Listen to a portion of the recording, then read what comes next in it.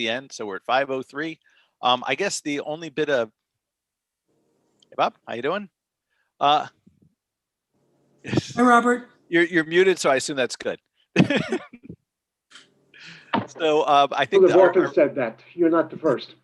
Oh, I forgot who said, you know, when we all get back together, if someone's not speaking at a conference table, we're going to look at them and say, you're on mute. Like maybe this will be the only way we talk to each other from now on. So I guess our first order of business are the minutes. Move to approve. I'd like to make one. Should I second it before I make correction? I'll second it. Yeah, go ahead. I second it first, and then the only change I would make, I believe, number 3, it's Robert O'Connor, not Robert Owens. Am I? unless Robert's got a synonym. I think your name was wrong, Robert. Oh, that's okay, because weren't you John O'Connor last week? Yes, it was John last week. Thank you for noting. So is this like a thing? You don't actually work for the NSF, you work for the CIA, hence all the pseudonyms and false IDs. Aliases, yeah. Thank you for that eagle-eyed catch. I appreciate it. Until I'm retired, I find time for that. Any other changes to the minutes? Thoughts? All in favor? Aye. Opposed? Abstentions? Okay.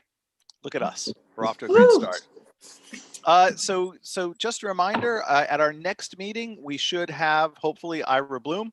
He's the attorney from Bircham Moses who will have given a first review to us. Lauren and I may have some additional questions to him about procedure and that type of thing. The most interesting that I think and relevant to us is, and Joan and I had a little chat about this, if we can break the questions up to separate votes, which we believe we can do, but we'll confirm that. I think we'd had some guidance that we couldn't, but it looks like that may be a minority opinion.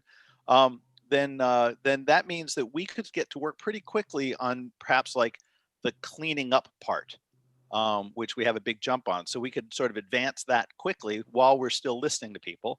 And my hope is that we'll also be able to continue to make sort of full board contact like we're doing tonight. So we can meet with the Board of Finance, the Planning and Zoning Commission. And, you know, those will be some of the big chunks. But otherwise, think about anything, you know, that's on your mind, at least as it goes to our obligations, et cetera, when it comes up with IRA. But I think he's going to do a presentation on the state of the law. He's going to talk about recent charter reviews he's been on. Most of those towns are Fairfield-ish, Westport, Wilton, you know, in and around that area. Towns that aren't near us, but are pretty similar to us in a lot of respects. And he'll also tell us things he's been hearing lately, since he's the town attorney to a lot of towns. So that should be our plan for next week. And other than that, any questions before we release the hounds and bring the Board of Selectmen in? All right, Lauren, do it.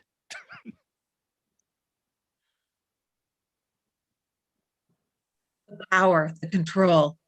I know.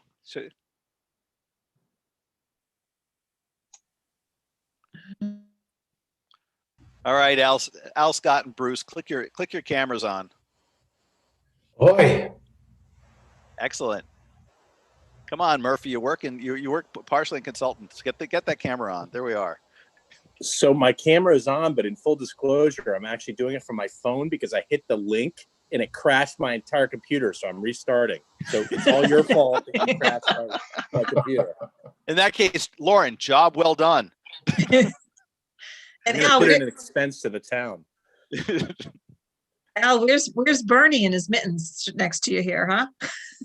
Yeah, the ultimate meme. So some people think I've been on mute for 16 years. A friend of mine who never married says that he's been practicing social distancing since he was 30. So thank you guys for coming. I understand that Peggy and Aaron will be with us at the public hearing. This is your Charter Review Commission. You already know, since at least 2 of you interviewed all of us and like made us do it. So thanks a lot for that. The reason we wanted to ask you guys here was largely to explore the charge. I'd had a conversation with Ira Bloom. He gave us a sense. He told me something that looked like it was reflected in the statute too, that frequently boards of selectmen or you know the top body of the town or city will issue like characterizations with the charge. Like, we are charging you to review the charter, and we are specifically interested in 1, 2, 3, or 4. We have the enviable power of ignoring you if we want to, but I thought it would be a good thing, since you guys, I know you deliberated for quite some time. Since you talked about it and you did this, I think it'd be helpful for us to get an understanding of what you had in mind, and have any of the members ask you questions. I should tell you that the next procedural steps we have is Ira, and you guys are welcome to come to whatever meeting you want, like all members of the public. But just if we get a bunch of, Lauren has to do the noticing. Is that we'll have Ira Bloom here next week to talk about some other towns and to answer some procedural questions. And I think after that, we move right to our public hearing. Is that the following week or am I off week, Lauren? The public hearing is the 25th. So that'll be our meeting that week. So that's our big plan. So that being said, I don't know, you want to go in any order you want. Al, you're alphabetically first. Yeah, I don't mind going first. I prepared a 9 issues which I've observed over the years, in which which I think town government might be able to work better than it does right now. I'm only speaking for myself, and I thought I would give you folks a 1-sentence descriptor for each of my 9 items, and then those that are of interest to you, you can question me further if you like. I'm sure these items will also be brought up by my colleagues. Some of these might be novel, others are certainly been around for a long time. My first item, I worded this in the form of questions. And the first one is, would the executive branch operate more effectively with a full-time professional town manager? My second question has to do with the legislative branch or the town meeting. And once again, I question whether the very foundation of our town government, which is the town meeting, I'm wondering if its time has passed in our town. I think you've probably already been presented with the information that Gus Horvath and others have put together, showing that something like that, in the last 50 town meetings, we only had a quorum 3 times. To me, that is not enough. It shows that either we're doing so well that the public is content with us, or we need a different forum, a different process for allowing the voters to express their interest. My third item would be, if we're going to continue the town meeting, I think it's time to examine the quorum requirements again. My fourth item is the term length for the selectmen sufficient to carry out initiatives? It's currently 2 years, and it can feel mighty short period of time in order to get anything done. I think those of you that have served as selectmen recognize that the learning curve is pretty darn steep just to figure out how these 30 boards and commissions operate and interact with each other, the budgeting process. It's a pretty steep learning curve, and 2 years in many ways just seems insufficient and inefficient. My fifth item is, should the town government implement an ethics commission? Number 6 on my list, I believe, does the role of the Board of Finance need to be further clarified? Sometimes we get very confused as to what is the authority of the Board of Finance.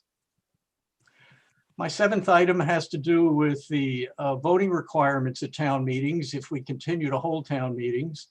And the windows for voting are very, very narrow under our charter. Pretty much you have to be present at the town meeting in order to vote. I know that other communities have ease the voting requirements to make it possible for folks who are not present at a town meeting to vote, or have possibilities of voting by mail and in other ways. My 8th item is very fundamental. I consider our charter to identify boards and commissions as silos with a distinct lack of coordination between the various silos. I think elected officials have tried various mechanisms to try to create cross-pollination and coordination and integration. I think the most recent example would be the CIP process, which attempts to coordinate the actions of independent boards and commissions. And I would like to see you folks consider whether there are other ways that the charter might identify mechanisms for coordination of all of these separate bodies. My final item is likely to cause some people to gnash their teeth, but the process for nominating applicants for boards and commissions is sometimes very tedious. Sometimes it is very partisan, and I'm not sure it attracts necessarily all of the best people into the process, especially recognizing that such a significant percentage of our voting population are unaffiliated with either party. So what I would ask you as a charter commission to look at models that other towns have used as to how folks get nominated to the Board of Selectmen for appointment to various boards and commissions. I'm going to stop there, and I'm happy to elaborate further, or perhaps it's time for my colleagues to jump in. Thanks, Al. Yeah, why don't we go and sort of go through through each of you. I do want to clarify that while we're meeting with you as a board, well, there'll certainly be time, plenty of time open to talk with you individually or in groups, later once we start the actual thinking about what we're going to take up as well. But thank you, that was great. Bruce, you want to tell us, why you think the Board of Selectmen called a Charter Review Commission? So the things that I have, I think, break out into 3 categories. First is just the fundamental editing work that needs to be done on the document, and opportunities to clarify some of the language. For instance, the difference between a voter and an elector. That's one that I think everybody had their own opinion on what that said, and everybody was wrong. So there is that. I'd like to see time spent on better defining the roles of the Board of Selectmen and the Board of Finance, and then maybe even building in some obligations around the work that they should be doing. And I will give as an example, because we're deep in the middle of it, of the budget, the operating budget and the capital budget. Joe, you're one of the authors of the CIP.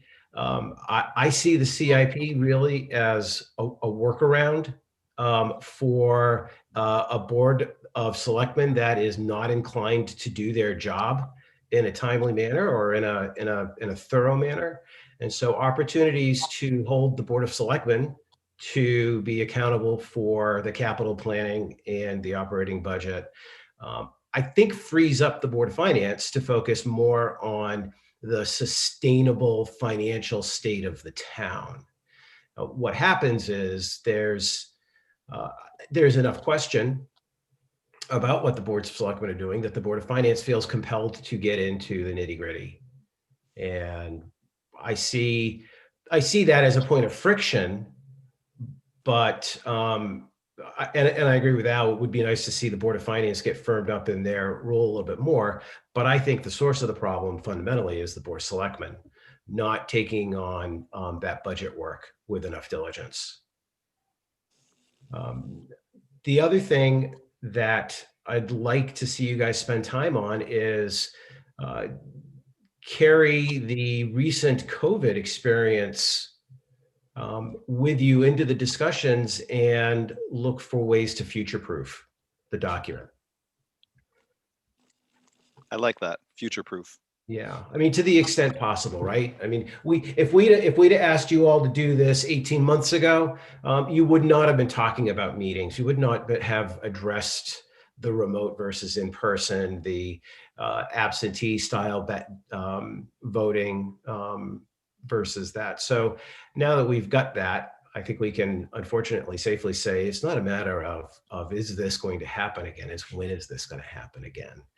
And fortunately, technology has moved along nicely and is, I think, going to give us some opportunities. So, you know, maybe staying away from the shall commands and focusing more on the may, giving some discretion. I agree with Al about the finding a way to creating a path for unaffiliated voters to come into town service, volunteerism. I think that's important. And that's it. I'm a little bit less interested in the bigger form of government and management of government. I think, you know, we've just had a vote that didn't go, it didn't pass. I don't see this as an opportunity to try that question so much as it is to get the other stuff done that got tangled up with it. So I'm of the school that one, it should be very, very hard to spend money. It is other people's money, and I'm not in favor of taking hurdles out of the way. I also am of the belief that the lack of attendance at town meetings is just a function of that hurdle. That the town truly isn't interested in a $50,000 budgetary item. They're like, yeah, you guys can have that. And if we really wanted to test it, we could just frame all of these town questions in the negative. And when nobody shows up, government comes to a halt. So I don't like the idea of raising the threshold for a town meeting. And when you dissect all of those no quorum meetings, they were all fairly routine, mundane things that where we've had issues that the community is interested in, we get easily more than 75 people showing up. So it is an inconvenience for the elected officials of the time and the staff, but I like it as a hurdle. Thank you, Bruce. Scott, why do you think you guys hauled us into being? So I agree with a lot of the things that both my colleagues, Al and Bruce, both articulated.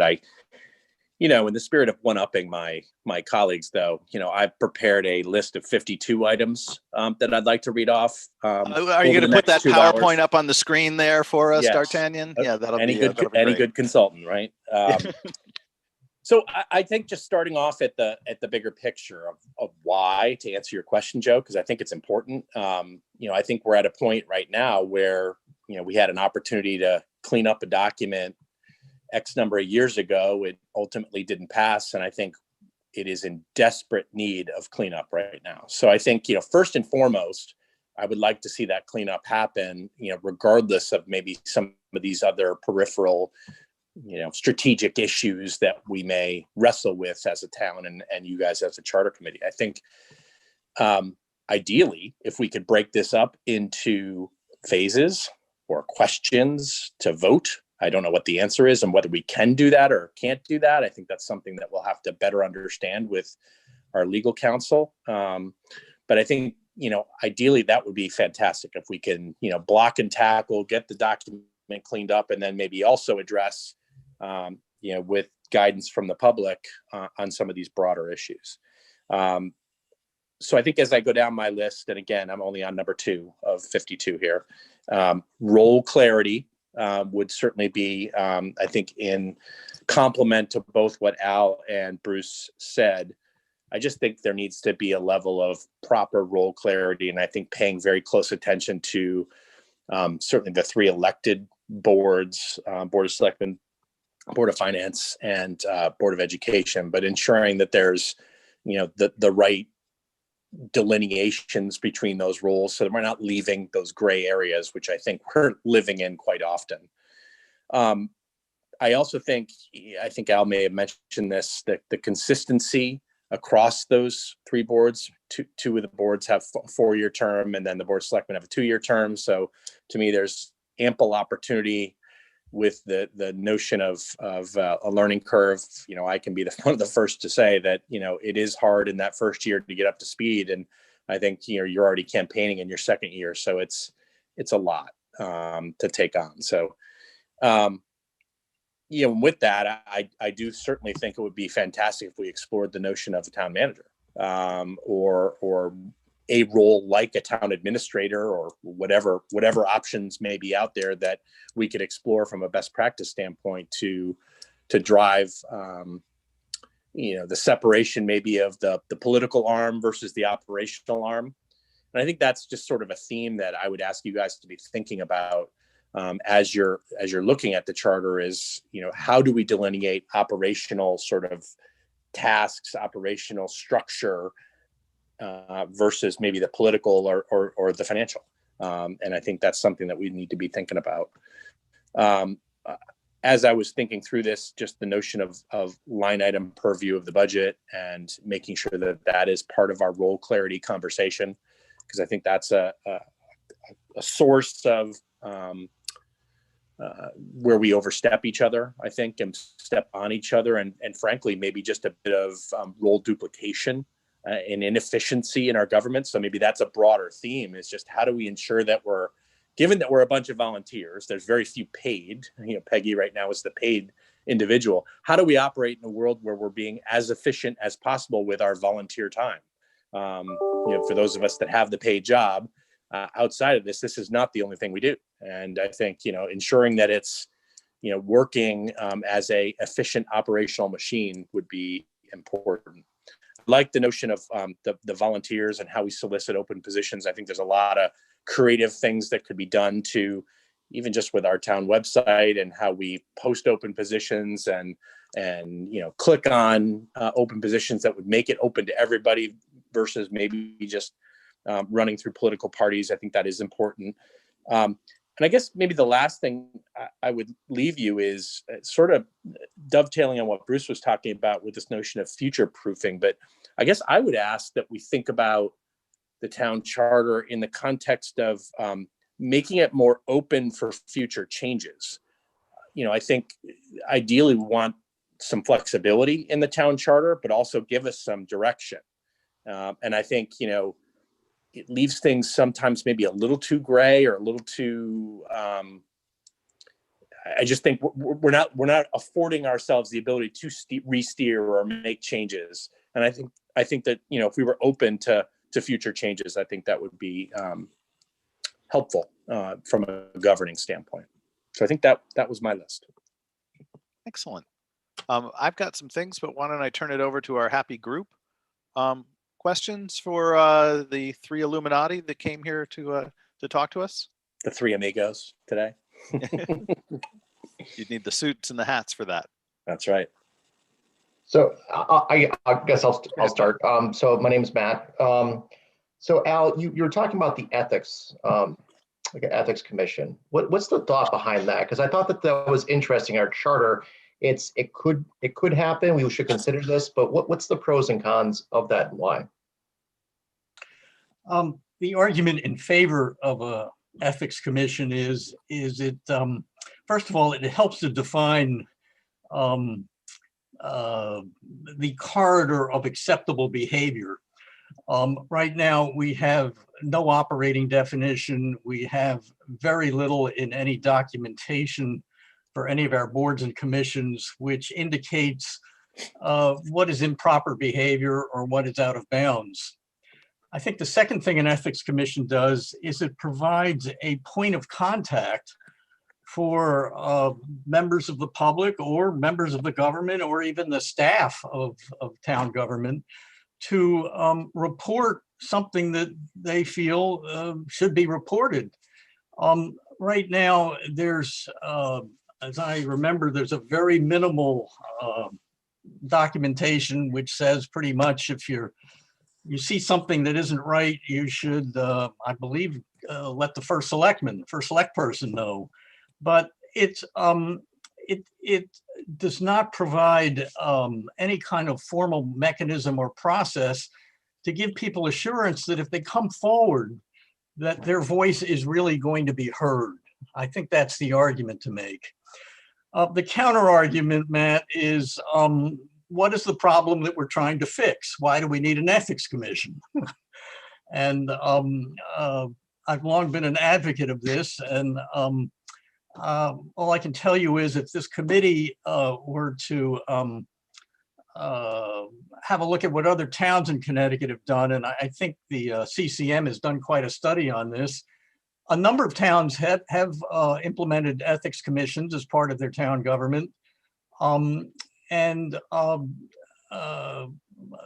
I remember, it was 30 or 40 or 50, something like that.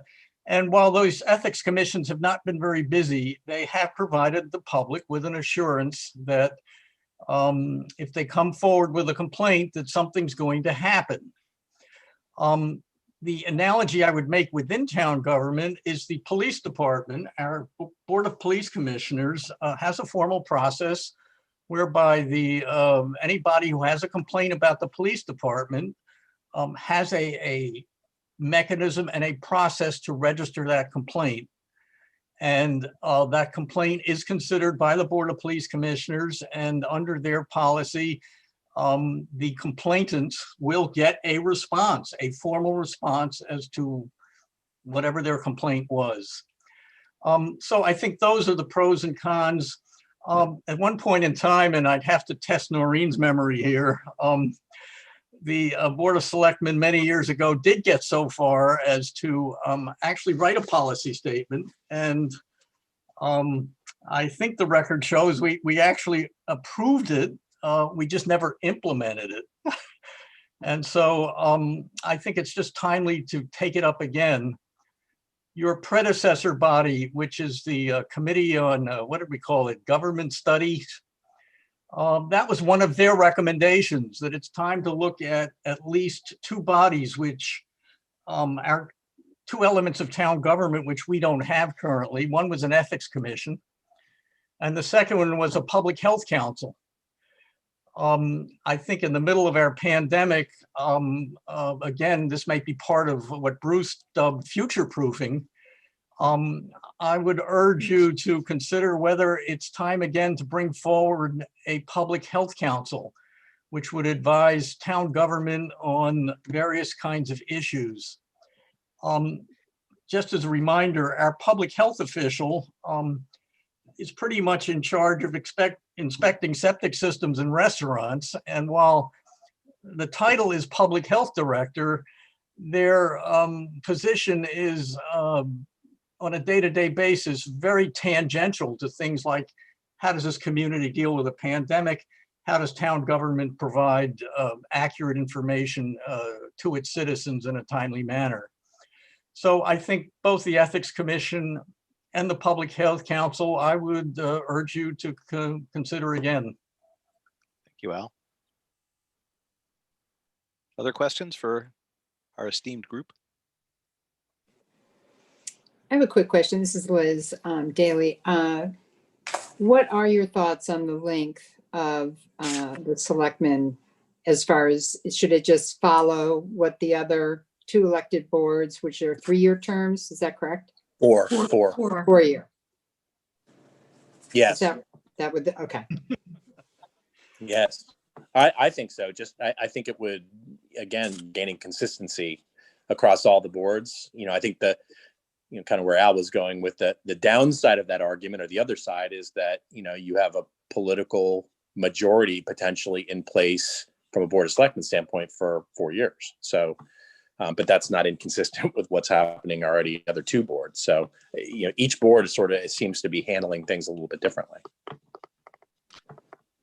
Do you know what was the reason for for having a shorter term for the Board of Selectmen? Does anybody know? Or David, I'll take a crack at that. I blame Al Goldberg. Yeah, I'll take a crack at that. I think the argument in favor of a very short term is to keep your elected officials on a very short leash.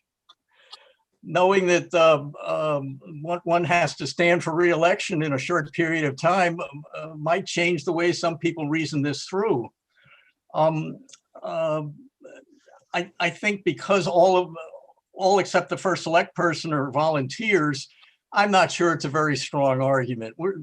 I don't think many of us are in it for the greater glory. It's a terribly time-consuming and contentious position to hold.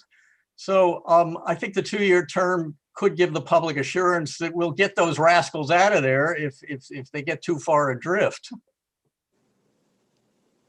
Does remind me of a story. On my time on being in the Board of Selectmen, when you get, one of the joys is you get to march in the 4th of July parade. And you make that first turn over by where the movie theater is, just a ton of people.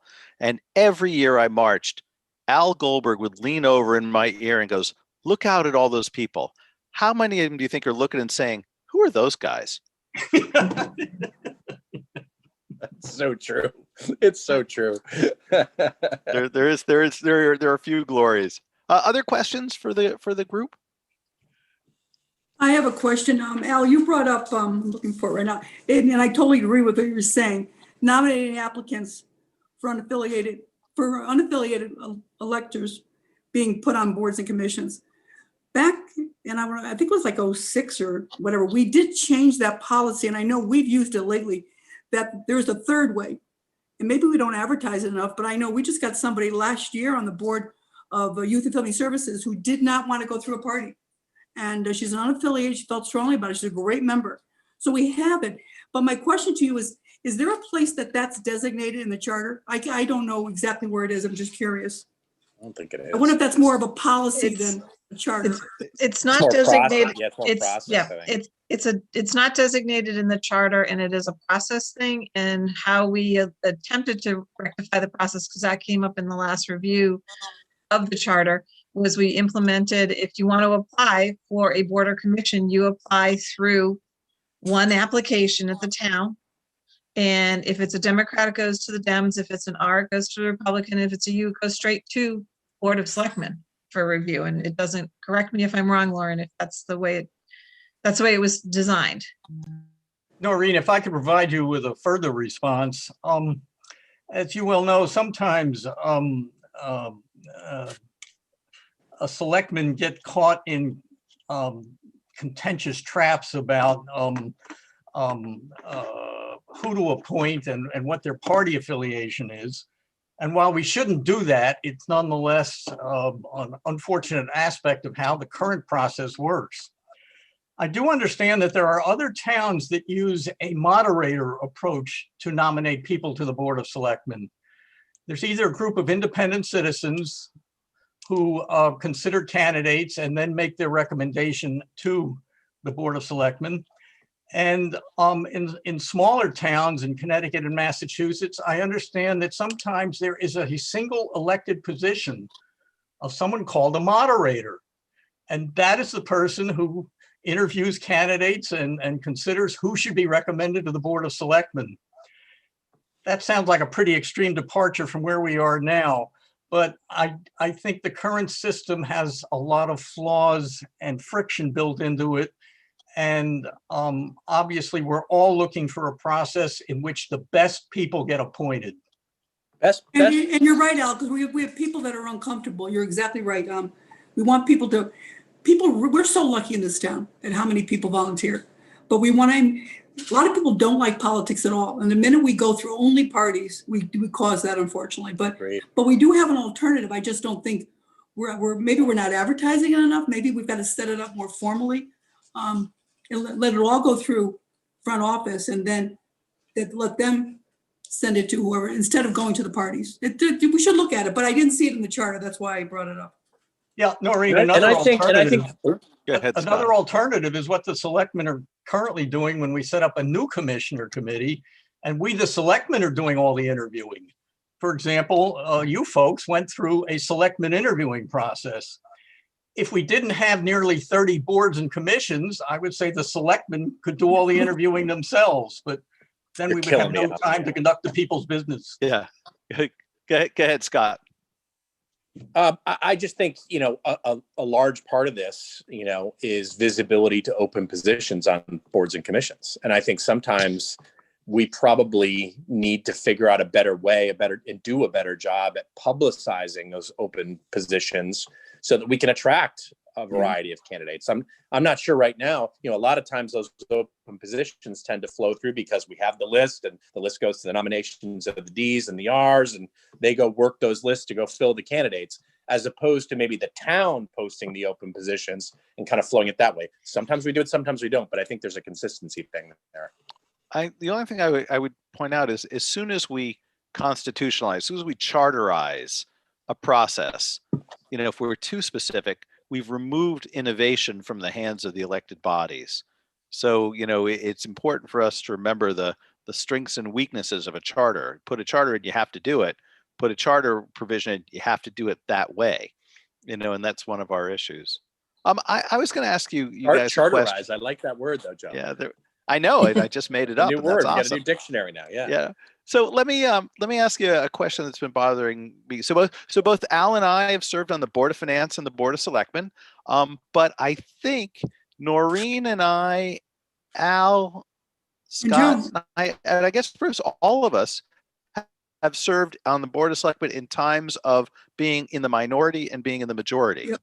And it's a different. You'd like to think it's the same. It isn't. It's a different role. And I was thinking about this process in my mind. Unlike the way the charter is written, I view the office of the first selectman as a very different animal. Now I know that how many meetings have we all sat it together? We said the first selectman is the first of the selectmen, and I think we don't want to lose that. But I think to my sense, the divisions of how the first selectman interacts with the Board of Selectmen is just as squishy as how the boards interact with each other.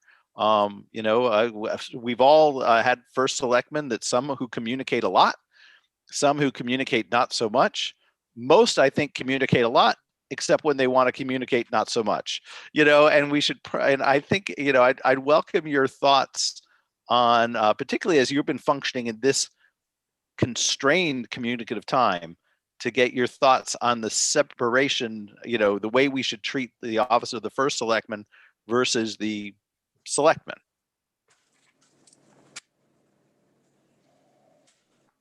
Are you asking anybody in specific that question, Joe? Oh, I'm totally going to ask Bruce because he made a big face when I asked it. So Okay. let's start with you.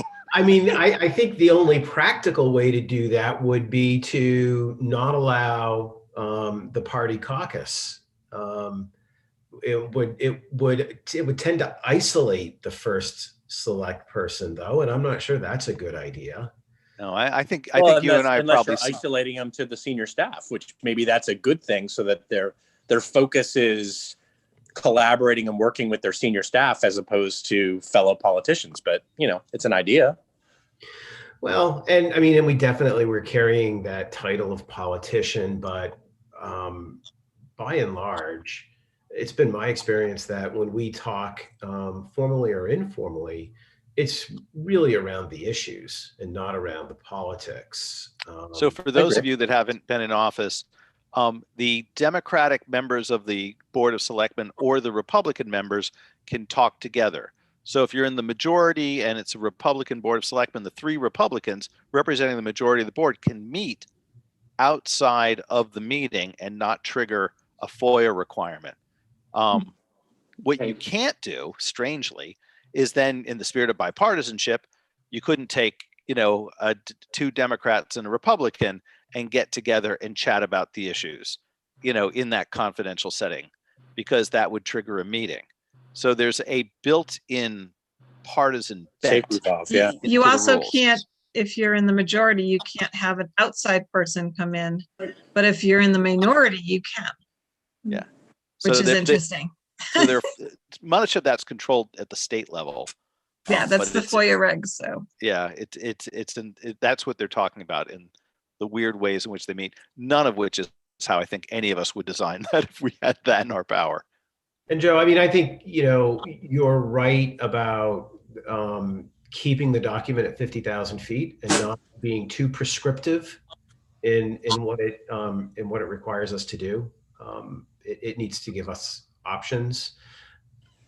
I'm not even sure you could be prescriptive about this type of formalizing communications this way. I think it's up to the people that are sitting in the seats to make the effort to Operational. communicate. Because like Brigadoon, we disappear every 10 years. So yeah, I mean, it would be nice if we could say, okay, two of one party, one of another party does not constitute a meeting. But I'm not even sure you're going to have that freedom. And could I ask you just another question just for the group? Is there, in terms of members of the public who have come to your meeting, do any of them talk about the charter? Is there something you can represent to us that might be things that, the casual interactant with the charter mentions to you ever, or do you think they're not thinking about it at all? They're there because they're there for the issue. Does it come up outside of your board in a way that you can flag for us? On rare occasion during what we call public comments, some folks will feel that they have a right to be so fully heard that the board doesn't have enough time to get its own business done.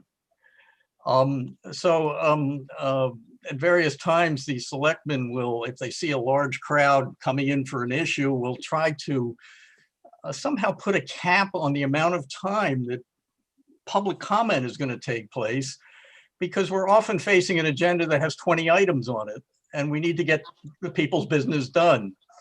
I'm not sure this is a charter issue exactly, but the role of the public at our public meetings is, I guess it's undefined, and each board and commission sort of has to work that through themselves.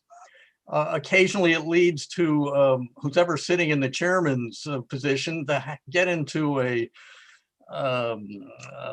barbed exchange with someone who feels they're not being given all the time they want to make their public comments. May I just, I think there's been change. As I watch the meetings, and I don't mean just the last few years, it's been happening.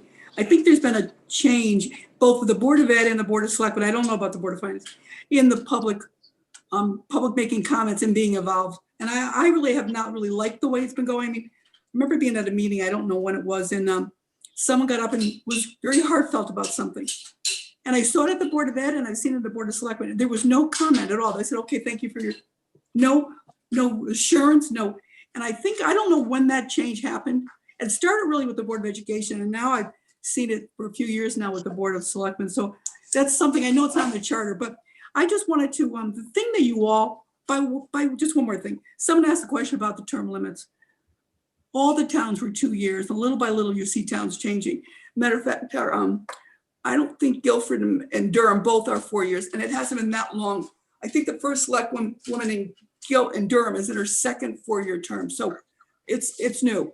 And as far as the size of the board, a lot of the boards were smaller, and Guilford came to us and sat down and we explained what we were doing with 5, and they changed to 5 because I don't know how you function with 3 with it, anything with caucus or anything. But anyway, what I really want to ask you all put down and said significant things about the role of Board of Finance, Board of Selectmen, and that's a big issue. And I've been a selectman for 14 years. I don't still understand it. And so it's something we have to work on. I know Al mentioned silos, but you all 3 mentioned, just not knowing your lane. Could you all just comment a little bit on that? I think that's a big issue for us and would really help this town if we could get that clarified.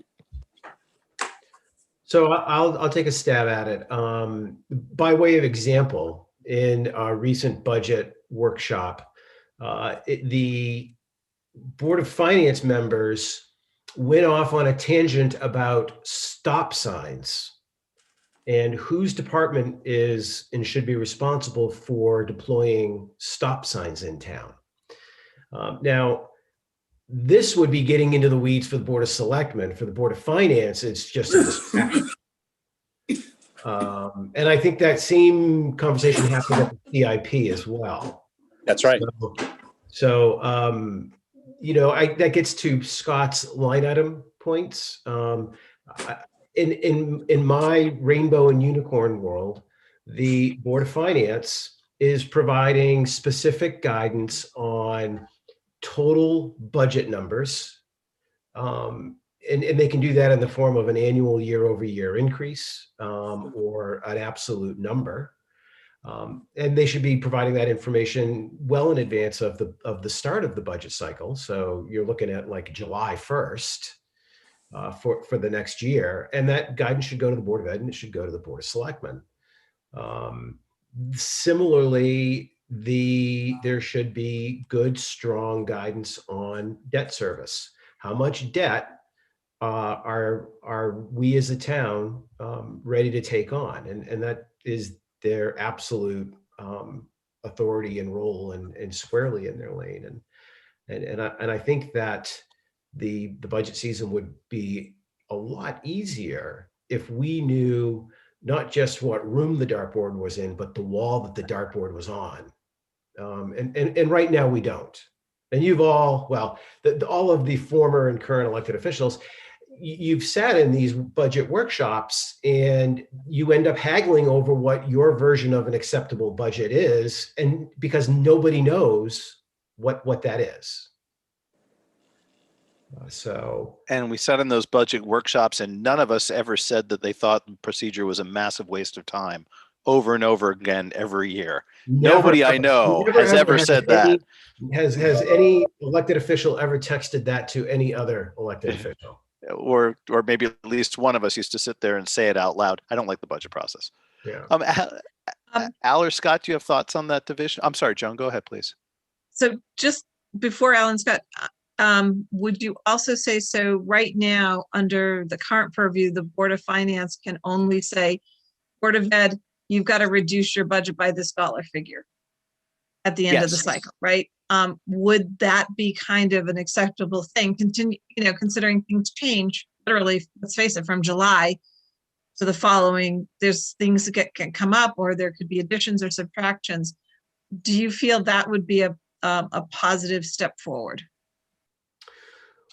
So I'm not sure. Are you saying that after the budget has been submitted, that they just say, okay, it's too high by $100,000, or because they don't by state law, they aren't allowed to do line items. So it's up to the Board of Ed and the superintendent say, okay, well, if I've got to reduce, this is what, okay, yes, we'll reduce, and then they take it off and figure out where they're going to, tighten the belt, so to speak. So, I mean, ideally, the Board of Finance would be saying to the Board of Ed, net of debt service change, this is what we're willing to support for an operating budget, and put a dollar number next to it, or not to exceed number. And then it's up to the Board of Ed to craft a budget that falls within that guidance. And then similarly with the Board of Selectmen, doing it after the fact would be good, but we start getting into time crunches. We start having to work backwards from the referendum and all of the noticing that has to happen. So having that all at the beginning of the cycle would have a lot more value, I think. Right, but then I'm just thinking out loud here, but I'm back to my point about process efficiency going through the budget. And I feel like, if we're getting into a line item conversation by the Board of Finance, in essence, we're doing it 2, maybe even 3 times. So we're not being very efficient. We're having a lot of the same conversations with the same departments, potentially on the same exact line items, as opposed to the budget is crafted, sponsored, by the Board of Selectmen, goes through the CIP process, which is a tri-board entity, and then flows into the Board of Finance. And I think if the Board of Finance had more of a macro view, like it does with the Board of Ed, where it said, listen, we feel like this department spend might be too high, or, but I think too often what happens is then interviews continue to happen, and we get into conversations like, questioning headcount or number of stop signs Bruce alluded to. I think it's at that line item level, which I think breeds inefficiency in the process. I'd like to build on that. The other thing I was going to mention too, just real quick, Al, before you jump in. The other thing before I forget is, the Board of Selectmen do, and Lauren, help me with this if I get it wrong, but we do have some policies and procedures that in theory govern how we operate, well, relative to the public, how we run meetings, et cetera. And I think each board may likely have the same thing. And I think we probably stray away from those over a number of years, and then we pull ourselves back and reground ourselves in those policies and procedures. I think maybe those need to come forward a little more. I'm not sure. I'm not suggesting they need to be in the charter, but there's a reality that those exist. Yeah, the state Administrative Procedures Act controls an awful lot of what you do as well. Go ahead, Al. I'd like to just build on what Scott and Bruce said, at the risk of oversimplifying. I think there's a continuum here, and at one end of the continuum is a Board of Finance that is responsible for advising the voters about the fiscal health of the town and whether a capital budget or an operating budget fits into a notion of keeping the town fiscally solid. I think at the other end of that continuum is a Board of Finance, which at times sees itself as a shadow Board of Selectmen, a Board of Finance that sees itself as a second guessing and a check and balance on operating and management decisions. And I think we've seen both over the last 20 years, and you can make an argument that both models are correct, but if there's two boards of selectmen running around, it gets very confusing. And I don't think it produces the best budgets. So I would ask the charter review members here to think about what is the proper role of the Board of Finance, and do we need a shadow Board of Selectmen? It's interesting. I've talked to some of the old timers in town, and the committee might want to interview some of them, but if I understand from Gus Horvath correctly, Madison's Board of Finance was one of the first in the state. It was put in place in the 1930s at the impetus of the summer people who felt that the year-round people were hosing them on the budget. And so they wanted a check and balance to keep those rascally selectmen from sticking it to them. And so whether that story is apocryphal or not, I don't know, but it may be an example of where today's problem is a result of yesterday's solution. At some point in time, it was probably very beneficial to this town to have a strong Board of Finance, which perhaps was a shadow Board of Selectmen, but I question whether that is true today. Other questions from the Charter Review Committee as I'm watching the clock? Going back to the discussion around the 30 boards and commissions and opportunities to either sunset some of them that aren't operating or they haven't really fulfilled what their mission or they're outdated, whatever the case may be, versus going back to this notion of allowing the charter to give the freedom for the town to kind of operate in real time, meaning that giving enough latitude. So I think at one point we said, is there a way that you kind of take all of those out of the charter per se by name or being too specific? So I guess it's more around kind of this consolidation and do we really need 30 boards and commissions? Yeah, and I think, also to that point, we want to make sure that the charter is designed in such a way that there's flexibility so that the Board of Selectmen can start or sunset Right. commissions as needed, depending on the economic situation, strategic, anything can kind of come up in the day in the life of a town. So Right. we need sort of that ability to flex as need be to start something and stop something. Right, and in its current state, that's very hard to do a permanent versus an ad hoc. So I think some of the things that we can look at is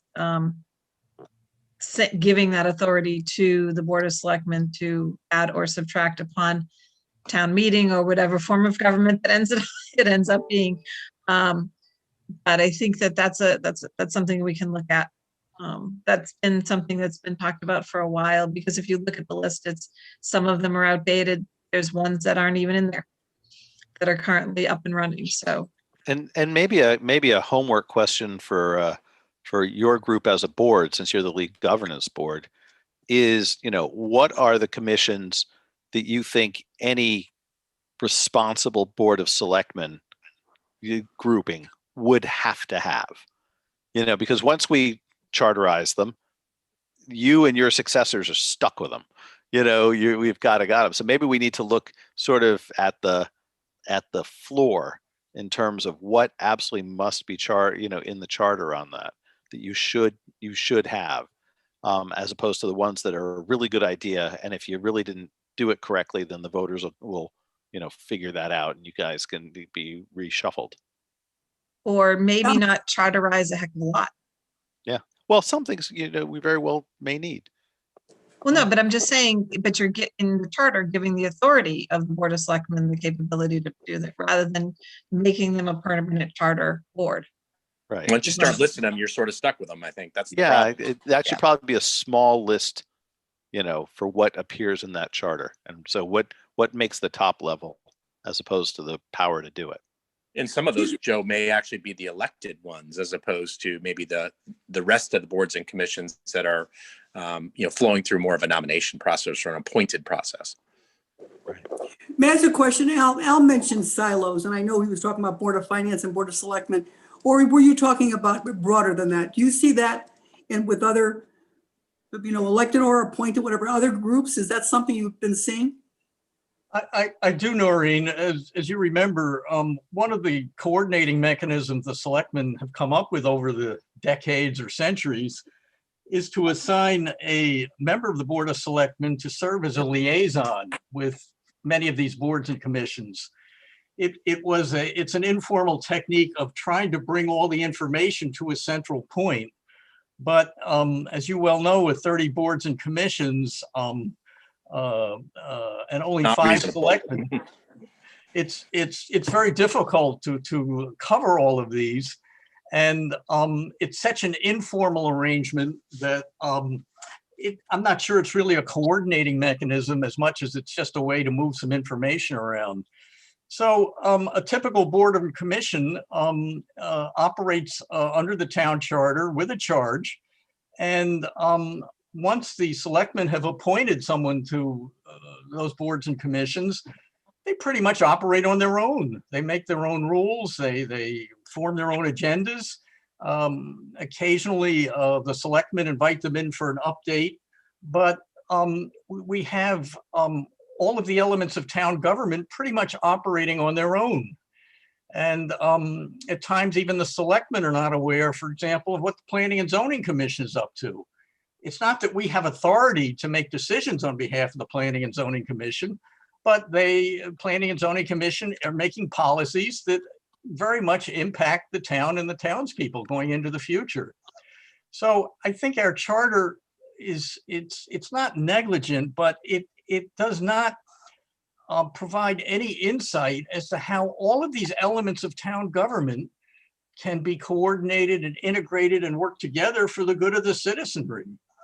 And the selectmen have inherited some of these informal mechanisms, and we've tried to invent new ones as time goes by, but still, Noreen, as a selectman, I really do not know what most of the boards and commissions are considering as policy questions at the moment in their own arena. And maybe that's okay. That's a very decentralized kind of government, but I'm not sure that we're getting the most out of our people and our elements of government. Well, and it's Oh, a two-way street too, Al. I think just to react to what you just said, we're not aware of what they're doing, but we're also probably not pushing them either to think strategically and consider policy definition. So I think, it goes both ways. I think it is a very fair point that you brought up the Planning and Zoning Commission. The PZC, as I well know, can have a giant budgetary impact on the town based on its decisions. And it was true that in my time as being chair with a number of first selectmen, they were only concerned when there was something that concerned them. Meanwhile, some of the decisions, I know that we made on the zoning commission many years ago are still shaping how the town functions right now, and nobody remembers why. And You mean like signs out in front of businesses? Yeah, or more like exactly why do we consider aesthetics in the middle of town in a village district? Why did we do that? Instead we just go through the process. That was a big decision at the time. So things like that. I want to be sensitive to the time for the commission. Are there any last questions of our three inspired members? No, just a statement. Thank you so much for your time. This has been very clarifying, for sure. Well, don't reach out with any other Okay. questions too. Thank We're you, not guys. going anywhere. We appreciate it. Yeah. So this is I view this very much as kind of our get a flavor of why you charged us talk. Eventually, my hope is to meet with to have us meet with your whole group or part of your group again after we get a little bit of a sense of our own agenda items. We'll meet with the Board of Finance. We'll meet with interested groups. With the other parts of town government. So we'll go through this, but this is very helpful. It's kind of nice to know the issues that were on your mind as to why we were hauled into being. One other thought while it Scott. sort of sparked a last thought here for me, but maybe it sort of brings us home too. This whole conversation I thought was exceptional. It's, one of the first times I think we've really had an opportunity to think maybe a little bit more strategically about how our town government is actually running and could be running from an efficiency standpoint. But I guess it also, as you're thinking about your charge and what you guys are going forth to go do with the charter, I am slightly nervous about boiling the ocean. And, how do we not boil the ocean with so many different things that there are a lot of rabbit holes you could go down with a town charter. And how do you stay on course to focus on maybe the simple clarity of the document? So I guess I just throw a risk flag out there as I see it, because I think there's a lot of opportunity for improvement, and I think that's a risk. I think it's one of the reasons it's so critical for us to understand if indeed we can function with multiple questions and discrete ones. I know that sounds like a long time away, but if we know we're working to multiple questions now, my hope is that we could start to work on the writing and verbiage stuff right now. The commission can walk into chew gum. We can work on the style committee and take some of the work that Jones committee did and Lauren's done, and look at that right now at the same time that we're listening to people. And and I think that will help a lot. To once we know the answer to that, and I believe we'll be under a different set of operating assumptions than the prior committee, and then we'll see. We'll see how we get our pieces and see what we get. A lot of it's going to depend, frankly, on how we can be innovative in getting public output. Input, because here we are the very list we talked about, who we're talking to, the Board of Finance, the Board of Selectmen, everyone who has an invested grouping and an understanding of the way things function today. It'd be really nice to actually be able to interact with people who take a look at it and say, this thing, I don't even know what this thing says. Like that would be a great bit of input. Thoughts from anybody else? I just want to let people know that there are some charters out there that if the boards and commissions are in the charter, they're codified within the charter in great detail. And whether or not we do that or leave it up, I think there needs to be some kind of explanation within the town website of this. But there are charters out there, ours is pretty light comparative to some of our neighbors who have 273 chapters versus our 11. So I think, that's one of the things to start thinking of for next week, with, who's coming in next week? Ira Bloom coming in next week saying, kind of best practices and how have these things evolved from, these were originated hundreds of years ago. What are the best practices of the things that are coming up and coming? And Lauren, maybe after our meeting with Ira, maybe we should consider thinking about some of the CCM information, the Connecticut Council of Municipalities, the CCM information, the meeting right after that. Let's talk about that. All right. Well, on that basis, thank you guys for coming. I really appreciate it. We'll see your two brethren, I guess, at the public hearing. And otherwise, sorry, Bob, are you talking or are you muted out? Muted out. Just said the next week's meeting is when? I think I forgot to write it. It's this time, same bat time, same bat channel. Great. Thank you. Okay. And Joe, maybe just a quick plug, but we do have a Board of Selectmen meeting next Tuesday at 8 a.m. So if anybody wanted to be a member of the public, but see how a Board of Selectmen meeting runs, that would be a good way to do it. Riveting. It is riveting. It's riveting TV. So Lauren, so as I think forward, so I'm sorry, you said that we have our meeting on the 25th. Is that correct? Yes, the public hearing's on the 25th. Yeah. Is it me? Have we issued calendar invites to this group for this? I don't see it. I don't think so. If I haven't, I'll do that tonight. Okay. So we'll be on the 20th. So the way I look at our next couple of meetings, we'll meet next week with Ira. We have the 16th open, which hopefully, I'll take your lead for whatever ideas you may have. But otherwise, I've got it in my head that maybe we can look at CCM, or I don't know if there's anyone there for us to talk to, or Lauren has a lot of information that maybe you could present to us at that meeting. And then the following meeting, we wouldn't meet on the Tuesday, but we would meet on the Thursday. And maybe we can also use that time on the 16th to talk about ways to get the 25th out, and get the information out and see what we can do. So Ira, then a bit of best practices in getting the word out, and then we have a public hearing, and then we get to turn to the next things. One thing I'm going to do in the interim is I'm going to make contact with my my successor on the Board of Finance, Gene, just to try and get the Board of Finance scheduled too, to hear them. As Al, who also served on the Board of Finance, knows, there are counter stories to how the operation fits as well. And I think since that's a key issue, it might be good to get them on early in our thinking as well. Excellent. Any other questions before? And there are no members of the public. Any other questions before we go? In that case, I would propose a motion by acclaim to exit. All that means is everybody just waves, and then we'll end the meeting there. Thanks, everyone. Thanks. See you all next week. Bye, everybody. Thank you. See ya. Thanks. Take care. Thanks for